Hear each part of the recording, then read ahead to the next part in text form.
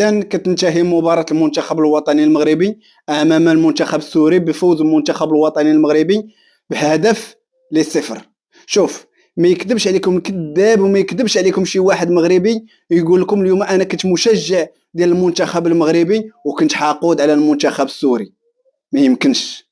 كنا سوريا، كنا مشجعين ديال سوريا. علاش حنا دائما المغاربه معروفين بالعاطفه تجاه سوريا كنحسوا بها طرف منا وطرف من المغرب.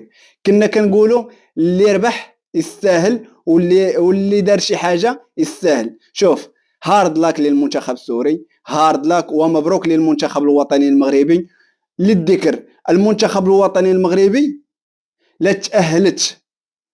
المنتخب الجزائري غادي نتلاقاو مع المنتخب الجزائري في نصف النهائي. اذا كنتمناو المنتخب الوطني المغربي مسار موفق في كأس العرب.